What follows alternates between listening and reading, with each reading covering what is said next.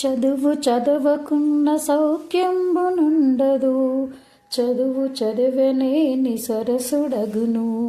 చదువు మర్మమెరిగి చదివినా చదువురా, విశ్వదాభిరామ వినురవేమా. అనగా మనం సుఖంగా జీవించాలి అంటే చదువు ఉండాలి. చదువు ఉన్నవాడే అన్నింటినీ చక్కగా గ్రహించగలుగుతాడు. కానీ అసలు చదువు అంటే ఏమిటి? కేవలం పుస్తకాలు చదవటమే కాదు, వాటి నిజమైన భావం తెలుసుకొని చదవటమే నిజమైన చదువు అని భావం. శుభోదయం పిల్లలు.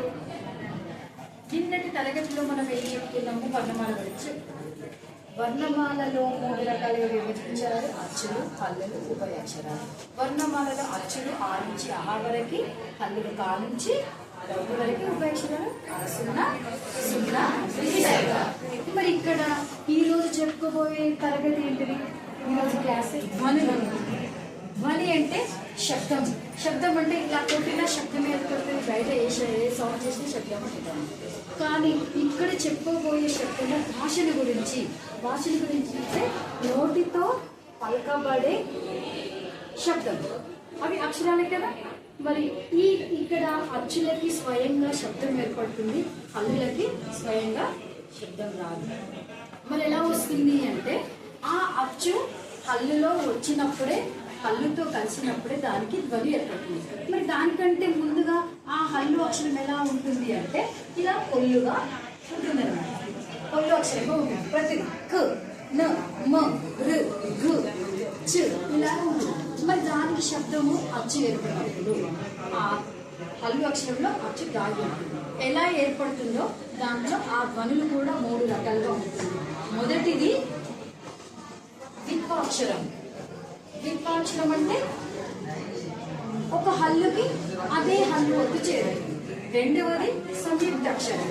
సంయుక్తాక్షరం అంటే ఒక హల్లుకి వేరొక హల్లు ఒత్తు చేరదు. సంశ్లేష అక్షరాలు ఒక హల్లుకి వేరే 2 ఒత్తులు చేరుతుంది. ఇక్కడ మేడం ధ్వనులని చెప్పారు, మరి ఒత్తుల గురించి చెప్తున్నారు అన్నారు. మరి ఆ వర్ణమాలకి ఇక్కడ చెప్పే ధ్వనులకి మధ్య సంబంధం ఉంది. ఏంటంటే ఒత్తులు.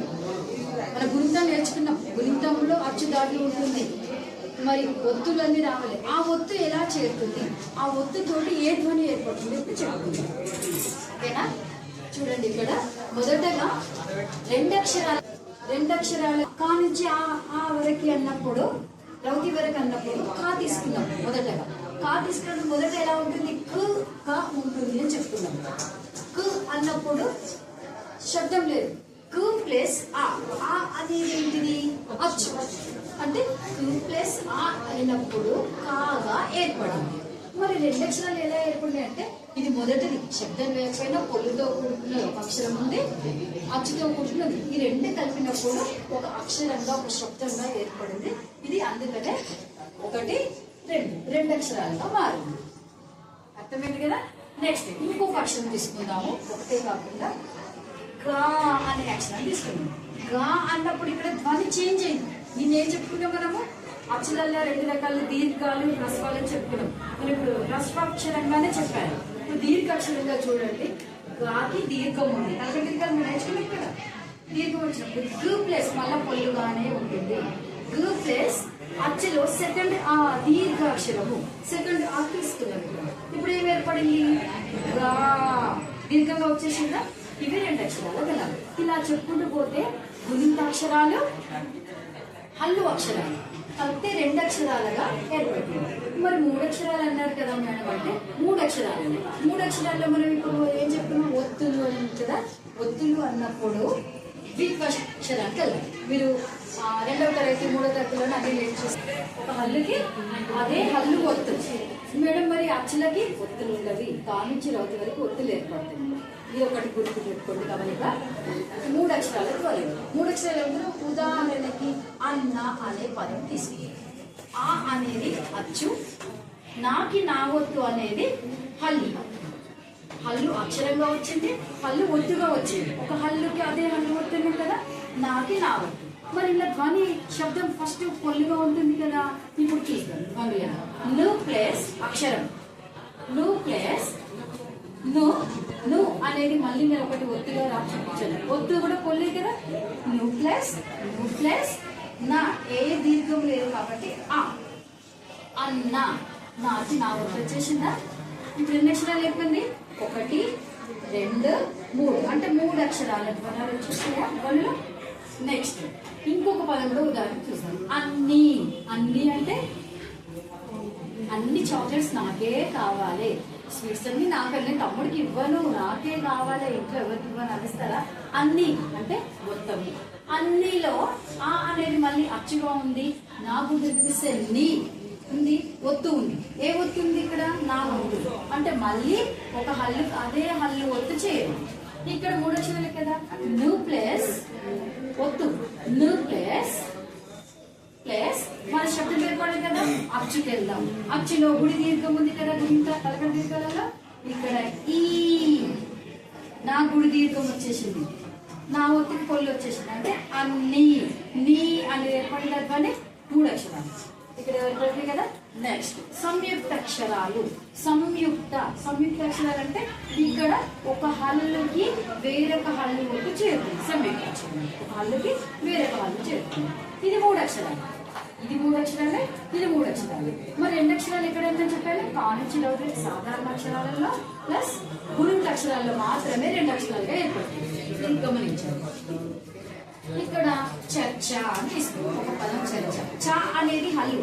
ఇక్కడ మొదట వచ్చేది సాధారణ అక్షరంలో అచ్చు కావచ్చు, హల్లు కావచ్చు. ఇక్కడ హల్లు వచ్చింది. మనకు కావాల్సింది చ, రాకి దీర్ఘము చావు కదా. దీన్ని ధ్వనిగా వివరించాలి. ఎప్పుడు వివరిస్తాం? ఇక్కడ కొల్లిగా ఉంటుంది కదా హల్లు అన్ని. కాబట్టి రు ప్లస్ అక్షరం, చు ప్లస్ ఒత్తు, రు ప్లస్ చు ప్లస్ రా, గురుటాక్షరం దీర్ఘం వచ్చింది కాబట్టి సెకండ్ ఆ వచ్చింది. కాబట్టి చా వచ్చేసింది. ఓకే. నెక్స్ట్ ఇంకొక పదం కూడా చూసాం, సాక్షి. సాక్షిలో కాకి గుడి దీర్ఘము షావత్తు వచ్చేసింది. వచ్చినప్పుడు ఇక్కడ కూడా 2 ఒత్తులు చేరినట్టే కదా, ఒక హల్లు 2 ఒత్తులు వచ్చింది కదా. కు ప్లస్ షివ్ ప్లస్ షి అంటే అదే కదా. శబ్దాన్ని గమనించాలి. షివ్ ప్లస్ ఇక్కడ గుడి మాత్రమే, గుడి దీర్ఘం లేదు గమనించండి. ఇక్కడ ఈ క్షి కదా. మరి ఇక్కడ ఈ క్షి వచ్చేసిందా? ఇది ఎన్ని అక్షరాల ధ్వనులు? 3 అక్షరాల ధ్వనులు. ఇకపోతే ఇంకొకటి సంశ్లేష అక్షరాలు. మీకు ఒక చిన్న కోడ్ చెప్తాను.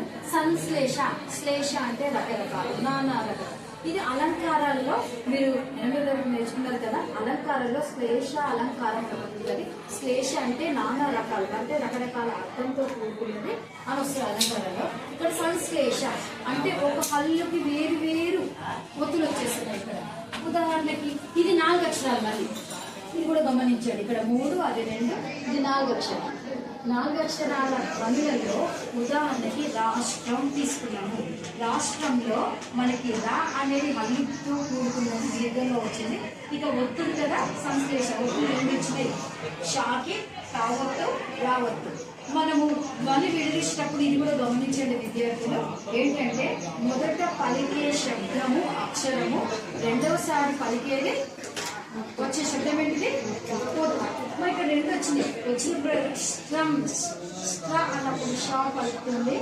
షా తర్వాత టా అనే ధ్వని వస్తుంది మనం పలికినప్పుడు.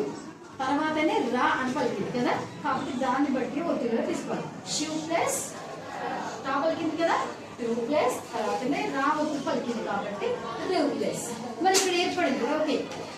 మరి దీనికి ధ్వని ఏర్పడలేక పొల్లుగానే ఉంది కాబట్టి ఇక్కడ అచ్చులలో తీసుకుంది.